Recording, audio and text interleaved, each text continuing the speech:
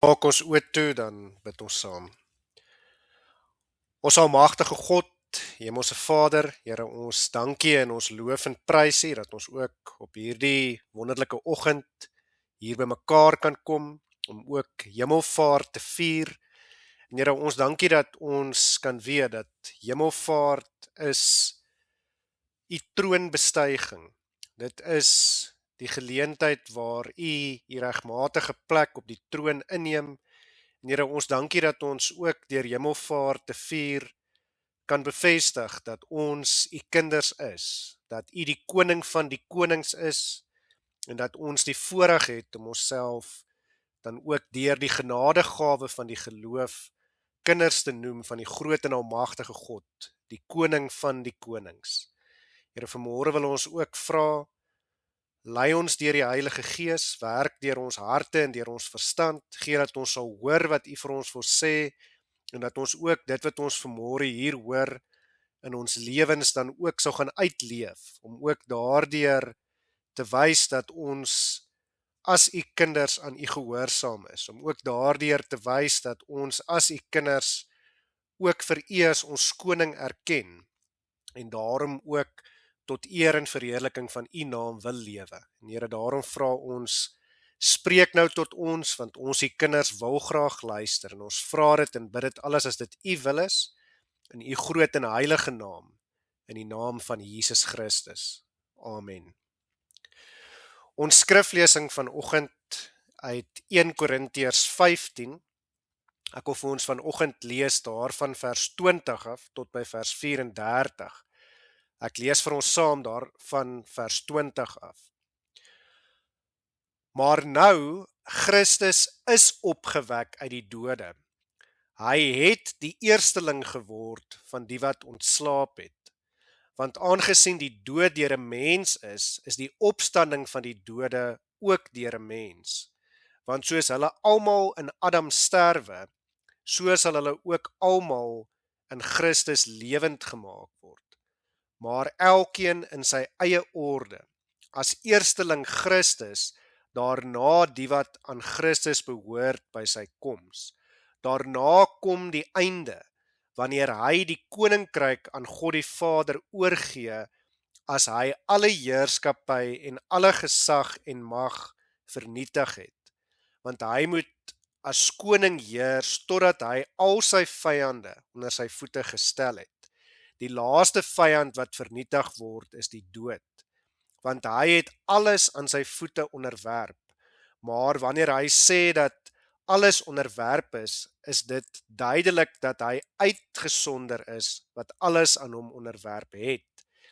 En wanneer alles aan hom onderwerp is, dan sal ook die Seun self hom onderwerp aan die een wat alles aan hom onderwerp het, sodat God alles in almal kan wees. Anders, wat sal hulle doen wat hulle vir die dode laat doop, as die dode geheel en al nie opgewek word nie? Waarom laat hulle hom nog vir die dode doop? Waarom is ons ook elke uur in gevaar? Ek sterf dag vir dag, broeders, so waar as ek op julle roem in Christus Jesus ons Here. As ek in Efese op menslike wyse met wilde diere geveg het, watter voordeel was dit vir my, as die dode nie opgewek word nie? Laat ons dan eet en drink, want môre sterf ons. Moenie dwaal nie, slegte gesprekke bederf goeie sedes. Wees nugter op die regte manier en sondig nie, want sommige het geen kennis van God nie. Ek sê dit tot julle beskaming. Ek lees vir ons net tot daar en ek wil vir ons vanmôre so 'n klompie verse uitlig as teksverse en dit is 1 Korintiërs 15 verse 24 tot 28. Ek wil hulle weer vir ons lees. Paulus skryf hier: Daarna kom die einde, wanneer hy die koninkryk aan God die Vader oorgee. Die hy hier is Jesus Christus. Daarna kom die einde, wanneer hy die koninkryk aan God die Vader oorgee, as hy alle heerskappy en alle gesag en mag vernietig het. Want hy, dis weer Jesus Christus, moet as koning heers totdat hy al sy vyande onder sy voete gestel het. Die laaste vyand wat vernietig word is die dood. En dan sê vers 27, want hy, weer Jesus Christus, het alles aan sy voete onderwerp. Maar wanneer hy sê dat alles onderwerp is dit duidelik dat hy, en dit is nou God die Vader, uitgesonder is, wat alles aan hom, aan Christus onderwerp het. En wanneer alles aan hom onderwerp is, dan sal ook die Seun self hom onderwerp aan die een, dis nou God die Vader, of God drie-enig, wat alles aan hom onderwerp het, sodat God alles in almal kan wees. Sodat God alles in almal kan wees. Nou soos ons gesê het, is hemelvaart nie net Jesus wat opgevaar het na die hemel nie, maar dit is inderdaad ook Jesus se troonbestuiging. En uiteindelik, omdat Jesus opgevaar het na die hemel, daarom weet ons ook, kan hy ook die Heilige Gees uitstort. En daarom kan hy ook in ons kom woon. En in hierdie laaste gedeelte het ons gelees, sodat God alles in almal kan wees. En uiteindelik gaan dit daaroor dat God moet ons alles ook wees, omdat hy ook in ons woon, omdat sy Heilige Gees die geloof in ons werk, en uiteindelik ook daarom, omdat hy ook alles in ons is, soos Paulus ook sê, om te lewe is Christus en om te sterwe is wins. Daarom uiteindelik leef ons ook vir Christus en leef ons asof ons sy kinders is en asof hy ons koning is, hy wat die koning van die konings is. Nou Lukas beskryf in sy evangelie die hemelvaart as volg in die laaste 3-4 verse. Hy skryf daar in Lukas 24 vers 50 tot 53. En hy het hulle uitgelei, dis nou Jesus, tot by Betanië. En hy het sy hande opgehef en hulle geseën. En terwyl hy hulle seën, het hy van hulle geskei en is in die hemel opgeneem. En hulle het hom aanbid en na Jerusalem teruggegaan met groot blydskap. En hulle was gedurig in die tempel en het God geprys en gedank. Amen. Nou hier in Lukas se beskrywing van Jesus se hemelvaart, sien ons dat Jesus sy disippels seën, soos wat hy opvaar na die hemel toe. Jesus se hande is opgehef en is in die meervoud, albei sy hande. En dit wys natuurlik op die vrede wat ook deur die Seun kom, wanneer hy hulle seën met sy hemelvaart. En dis met daardie selfde opgeligte hande wat die Jode en later ook die Christene mekaar natuurlik gegroet het, wanneer hulle mekaar tegemoet geloop het op die pad en vir mekaar gesê het, vrede vir jou of vrede vir julle, as hulle mekaar gegroet het. Maar die mooi is, na Christus se dood, nadat hy oorwin het en nadat hy opgevaar het na die hemel, kry daardie groet vir Christene na Jesus se hemelvaart soveel meer diepte en betekenis. En ons weet natuurlik dat later was dit ook hoe die Christene uitgeken is deur die Romeinse owerheid wat hulle vervolg het, en daarom het hulle toe begin om nie meer hulle hande op te lig nie, maar natuurlik om daar die ichthus vis, waarvan ons nou al gepraat het in die Sondag wat verby is, natuurlik op die grond te teken. Maar vanoggend wil ek terugkom na daardie seën van hemelvaart. Jesus wat sy hande opgelig het en hulle geseën het, en terwyl sy hande opgelig is of opgehef is hy opgeneem in die hemel. Wat presies behels dit en hoe moet ons dit verstaan? Eerstens wat ons moet raak sien is dat Jesus se hemelvaart is onlosmaaklik verbind aan sy opstanding uit die dood 40 dae tevore in die geskiedenis. Die 40 wys natuurlik op God wat met die mens werk, maar as Jesus nie opgestaan het nie, is hy nie die koning van die konings en die seun van die alleen ware drie-enige God en self ook God nie, dan is hy maar net nog 'n mens. En dan kan daar geen hemelvaart wees nie. Maar die wonderlike is, vers 20 sê, hy is opgewek deur God die Vader. Dis hoekom in ons teksverse ons ook sien, dat God die Vader is die een wat alles aan hom gegee het om te onderwerp, of wat alles aan hom onderwerp het. So dis hierdie werking van die drie-enige God wat voortdurend plaasvind. Vers 20 sê, Hy is opgewek uit die dood en hy het opgestaan en daardeur bewys Jesus dat hy is die Messias wat die Ou Testament beskryf het. Hy is die oorwinnaar oor al sy vyande, die dood, die sonde, die duiwel. Hy is die koning van die konings en hy is God en daarom kan hemelvaart plaasvind en daarom kan hy sy troon bestyg. En dit is wat hemelvaart inderdaad dan ook is. Ek wil hê ons moet dit nog so bietjie meer uitmekaar uithaal. Ons moet sien, soos ek gesê het, dat hemelvaart is onlosmaaklik verbind aan Jesus se opstanding. In 'n sekere sin kan ons dit so sien, daar is 3 fases van Jesus se opstanding uit die dood uit. Die eerste is Jesus Christus staan letterlik uit die dood uit op. Tweedens sien ons, hy verskyn met sy verheerlikte liggaam aan mense op aarde, na sy opstanding uit die dood, as bewys dat hy opgestaan het uit die dood. En dan derdens sien ons, Christus vaar op na die hemel, 40 dae na hy opgestaan het uit die dood, en hy bestyg sy troon as die oorwinnaar, oor al sy doodsvyande, die sonde, die duiwel en die ewige dood, en hy regeer vir ewig, reg en goed oor sy skepping. Wat ons moet verstaan, is hemelvaart is daarom nie maar net Jesus wat, soos ek gesê het, opgevaar het na die hemel en sy disippels het hom gesien en dis verby nie. Nee. Dis ook Jesus wat sy regmatige plek op die troon van die hemel inneem. In ons taal vandag sou ons kon sê, dis die inhuldigingsseremonie of die kroningsseremonie van die koning van die konings, die fees wat daar in die hemel uiteindelik plaasvind. En in 'n sekere sin is dit presies wat ons teksverse, 1 Korintiërs 15 verse 24 tot 28, dan ook vir ons beskryf. Wat hier vir ons beskryf word, is Christus se hemelvaart en wat presies daar gebeur. Wanneer Jesus Christus oorwin het deur die sonde en die dood te verslaan hier op aarde, vaar hy op na die hemel toe en dan gee hy in nederigheid, en ons moet dit sien, gee hy in nederigheid die koninkryk uiteindelik wat hy nou bewerk het, die oorwinning wat hy behaal het, of die oorwinning wat hy pas gesetel het, deur sy verowering oor al sy vyande, gee hy dit as te ware oor aan die Vader.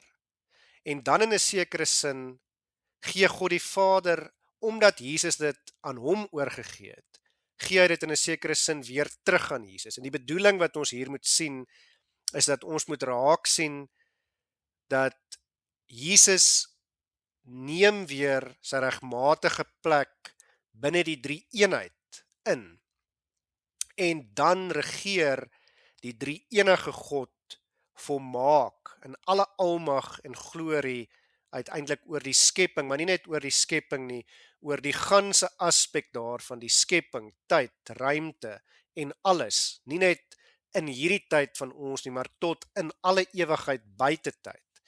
Nou, ek wil net weer hê dat ons in ons teksverse daarna sal kyk en spesifiek ook sal let op die nederigheid waarmee Jesus Christus dit dan ook oorgee. En ek wil sê, in 'n sekere sin moet ons raak sien, in 'n sekere sin is dit die verskil tussen Jesus Christus en die duiwel. Die duiwel is verwaand, hy dink dat hy self God moet wees, hy rebelleer teen God. Jesus Christus, ten spyte daarvan dat hy die oorwinnaar is hy nederig en hy gee die koninkryk, die oorwinning aan God die Vader.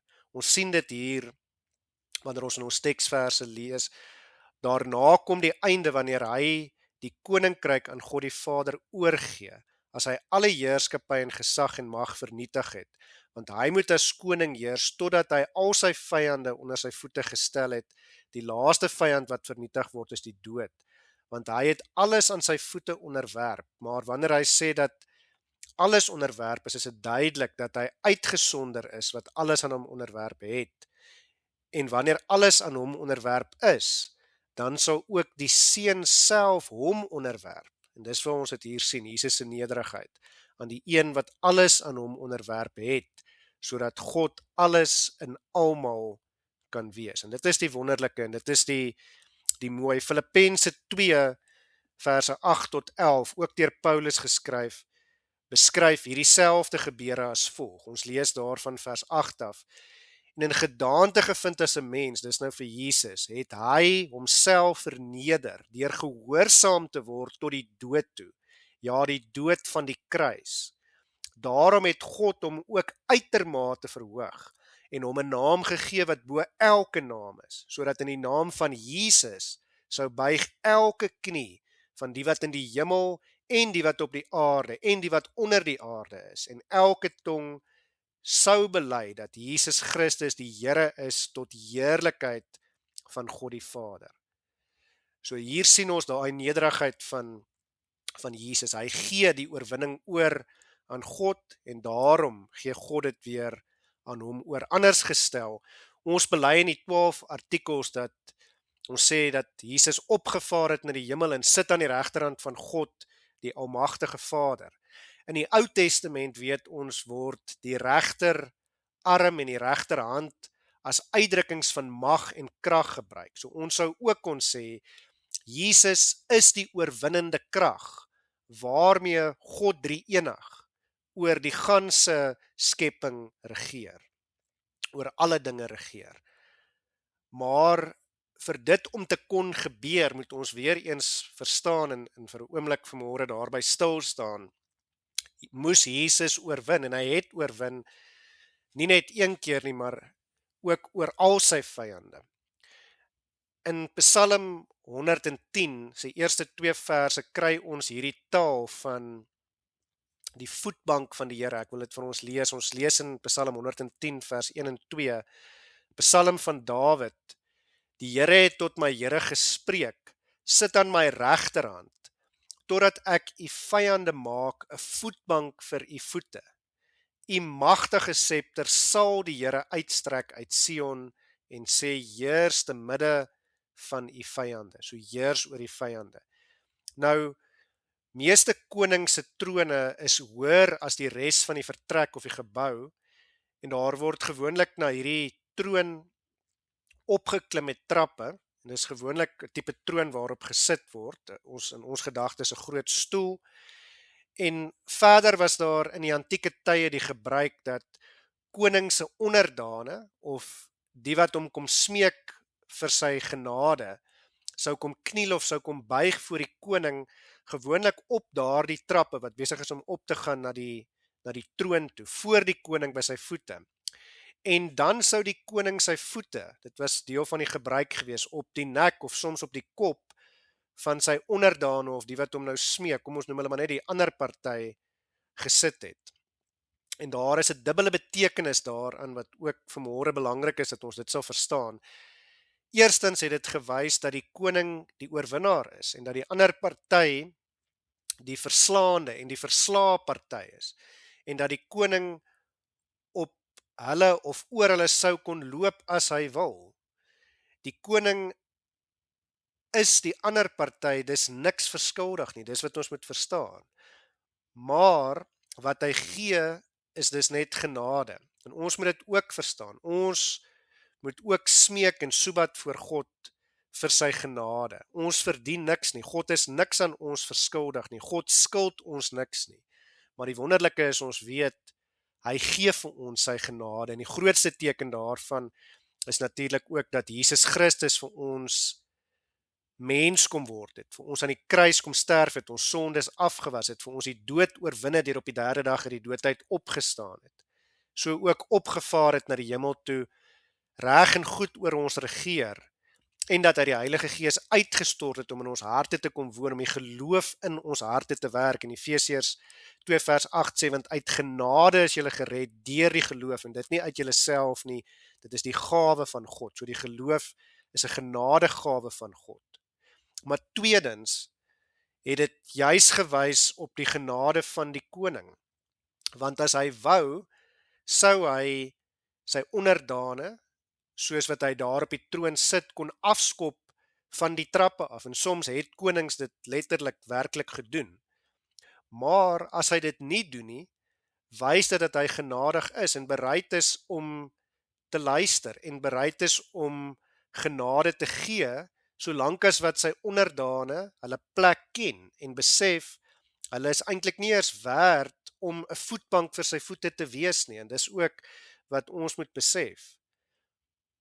Maar die wonderlike is, vir ons is dit egter anderster. Ons weet dat Jesus oorwin het en dat hy al sy vyande verslaan het, nie net omdat hy lus was nie, maar hier is die wonderlike, hy het al sy vyande wat ook ons vyande is verslaan vir ons. Dis hoe groot sy liefde vir ons is. Hy het nie nodig gehad om dit te doen nie, maar hy het dit gedoen vir ons. Dis hoe groot sy liefde vir ons is.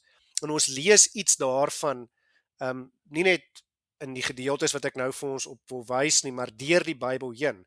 Maar onder andere wil ek wys op Hebreërs 2 vers 14 en 15. Ons lees daar, aangesien die kinders dan vlees en bloed deelagtig is, sien, nie vir homself nie, maar vir ons, aangesien die kinders, ons is sy kinders, aangesien die kinders dan vlees en bloed deelagtig is, het hy dit ook op dieselfde manier deelagtig geword. Dit beteken Jesus het vlees en bloed vir ons kom word, sodat hy deur die dood hom tot niet kon maak wat mag het oor die dood, dit is die duiwel, en almal kon bevry wat hulle hele lewe lank uit vrees vir die dood aan slawerny onderworpe was.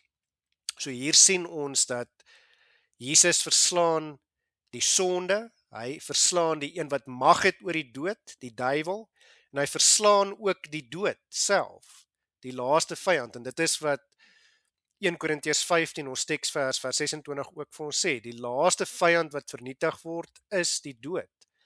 En dit is die wonderlike. Ons kan weet, Jesus het vir ons oorwin, al ons doodsvyande, die duiwel, eintlik al daar in die tuin van Getsemane, die sonde aan die kruis, en die ewige dood deur op die derde dag uit die doodheid op te staan. En nou is ons oorwinnaars in en deur Jesus, en sal ons saam met hom regeer tot in ewigheid, soos wat Openbaring 3 vers 21, 2 Timoteus 2 vers 12 en ander gedeeltes dit vir ons duidelik maak. Ons moet nou leef as oorwinnaars. Nou, wat ons moet verstaan, is dat ons leef nou in hierdie tyd van die alreeds, maar die nog nie. Ons weet alreeds, ons is in en deur Jesus Christus oorwinnaars en hy het vir ons oorwin. Maar die nog nie gedeelte is, ons beleef nog nie die volheid daarvan en die volste sin daarvan. Die volheid daarvan het nog nie aangebreek nie. En dit gebeur in die volste sin met die wederkoms. Maar nou kom ons by die vraag. Nou dat ons dit besef, nou dat ons besef, hemelvaart is Jesus se troonbestuiging. Dit is sy kroningsgeleentheid en dit is waar ons tot die wete kan kom en tot die besef kan kom dat God het ook al ons vyande, ons doodsvyande van ons verslaan, die sonde, die duiwel en die ewige dood, en daarom is ons nie meer in die bande van ons vyande nie, is ons nie meer slawe van die vyand nie, maar vrygekooptes en vrygemaaktes om vry tot eer van God te leef. Nou dat ons dit weet, hoe behoort ons te reageer? Wat moet ons reaksie wees? Hier in hierdie tussentyd, in hierdie tyd van die alreeds, maar die nog nie. En ek wil vir ons vanmôre 3 antwoorde gee en ek wil daarmee afsluit. Eerstens, ons kan en ons moet met sekerheid van ons redding leef. Ons kan weet, Jesus was die eersteling, die eerstgeborene uit die dode, soos wat Openbaring 1 dit beskryf, en ons sal op hom volg. Nie dalk of miskien nie, ons sal op hom volg, want ons is sy kinders. In vers 20 het ons dit gelees, en ek het al reeds gesê, maar nou, Christus is opgewek uit die dood. Hy het die eersteling geword van die wat ons slaap het, en ons hoef nie te twyfel nie, maar ons kan en ons moet sekerheid hê, en daardie sekerheid moet ons dring tot 'n lewe van dankbaarheid, liefde en gehoorsaamheid deur ons optrede. En dit beteken ons mag nie agteroor sit nie, maar ons moet optree. En dit is juist die tweede ding. Die tweede ding wat ons moet doen, ons reaksie moet wees, ons moet besef, ons word opgeroep tot diens. Ons sien dit in die gedeelte wat ons gelees het in 1 Korintiërs 15, veral in verse 30 en 32. Ek wil dit weer vir ons lees. Paulus sê hier, waarom is ons ook elke uur in gevaar? Ek sterf dag vir dag, broeders, so waar as ek op julle roem in Christus Jesus ons Here. As ek in Efese op menslike wyse met wilde diere geveg het, watter voordeel was dit vir my as die dode nie gewek word nie? Laat ons dan eet en drink, want môre sterf ons. So Paulus sê, as die dode nie opgewek het nie, en daarmee saam, as Christus nie opgewek is nie, dan kan ons maar eet en drink, wat môre sterf ons. Maar hy sê nee, dit was nie verniet nie, my aksies wys dit, my optrede wys dit vir julle, my diens wys dit vir julle. Ek was selfs bereid, wat waarskynlik hier gebeur is, een van twee dinge. Waarskynlik was Paulus in 'n arena gewees, hulle het hom probeer doodmaak, hy moes geveg het vir sy lewe teen wilde diere, en die mense het gesit en kyk. Of dalk is hierdie wilde diere net die mense daar in Efese wat soos wilde diere opgetree het, maar ongeag, Paulus was bereid om tot die dood toe te werk, op te tree, in diens van God te wees. En dit is belangrik, ons moet ook bereid wees tot diens. Wanneer ons besef wat Christus se hemelvaart werklik beteken, behoort dit ons ook tot diens te dring. Paulus beskryf sy diens, sy bereidwilligheid om die evangelie te verkondig, om te arbei vir die evangelie tot die dood toe.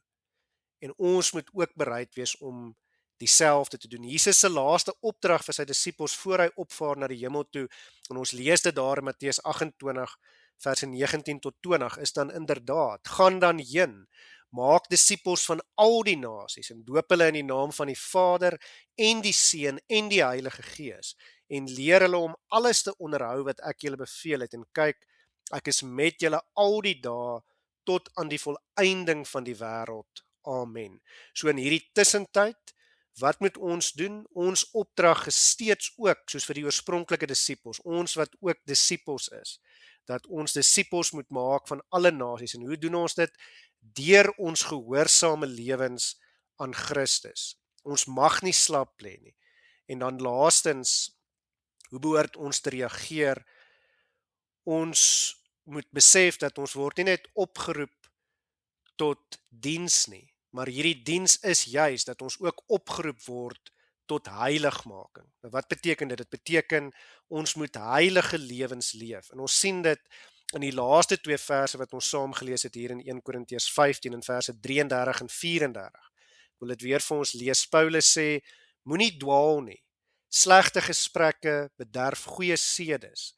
Wees nugter op die regte manier en sondig nie, want sommige het geen kennis van God nie. Ek sê dit tot julle beskaming. So, God sê vir ons eintlik hier, leef heilige lewens, dis sy opdrag. Ons moet heilig wees, sê God, want hy is heilig. Petrus sê dit in 1 Petrus 1, verse 15 en 16 sê hy, of skryf hy, maar soos hy wat julle geroep het, dis nou God, heilig is, moet julle ook in jou hele lewenswandel heilig word, omdat daar geskrywe is, wees heilig, want ek is heilig. En dit is wat heiligmaking is. Die Heilige Gees werk in ons harte, en ons word elke dag al hoe meer heilig, afgesonder vir Christus. En Petrus kry natuurlik hierdie gedagte uit die Ou Testament uit. Herhaaldelik word dit in die Ou Testament gesê, waarskynlik die eerste keer en die bekendste gedeelte in Levitikus 11 vers 44, en daar lees ons dat God sê, want ek is die Here julle God, toon dan, met ander woorde, ons moet optree, daar moet aksie wees, ons moet werk daarvan maak, want ek is die Here julle God, toon dan dat julle heilig is, en wees heilig, want ek is heilig. Dit gaan dus daaroor dat ons moet ook heilige lewens leef. Nou, hoe lyk daardie heilige lewens? Dit beteken onder andere, soos wat 1 Korintiërs 15, 33 en 34 vir ons sê, dat ons nie moet dwaal nie. Paulus sê, ek sê dit alles tot julle beskaming, want julle het geen kennis van God nie, so weer eens. Hoe gaan ons nie dwaal nie? Ons moet Bybel lees. Moenie betrokke wees by slegte gesprekke nie, want slegte gesprekke bederf goeie sede. So kyk na jou taalgebruik. Wees nugter op die regte manier. So met ander woorde, daardie vrugte van die gees waarvan Galasiërs 5 praat.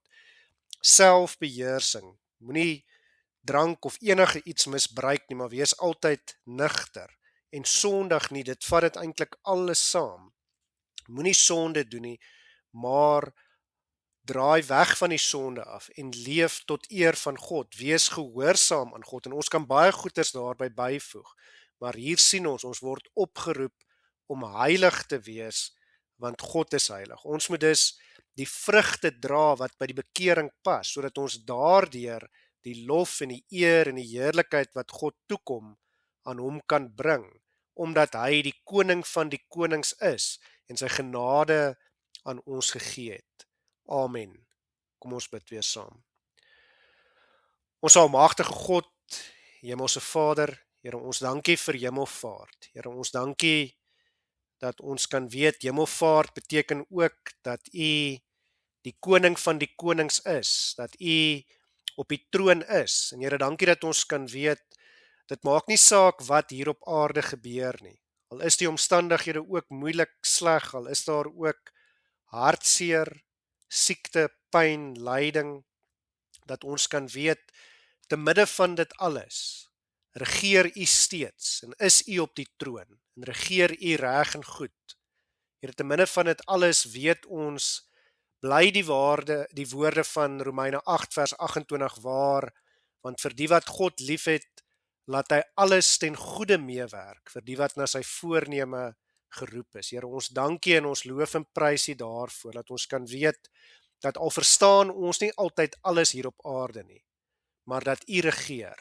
Al lyk die wêreld hoe donker, hoe duister, dat U steeds regeer, dat U die koning van die konings is. En Here, daar wil ons vanmôre ook in genade voor U troon kom buig.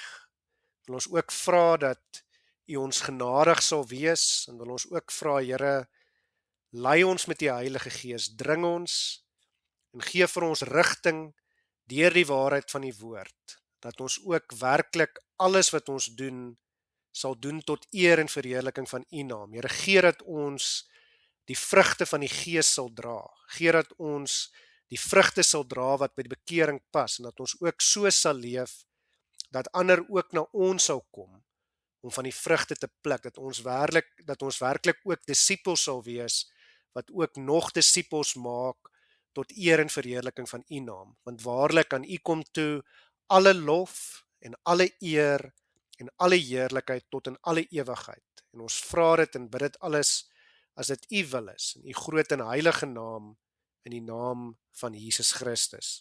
Amen.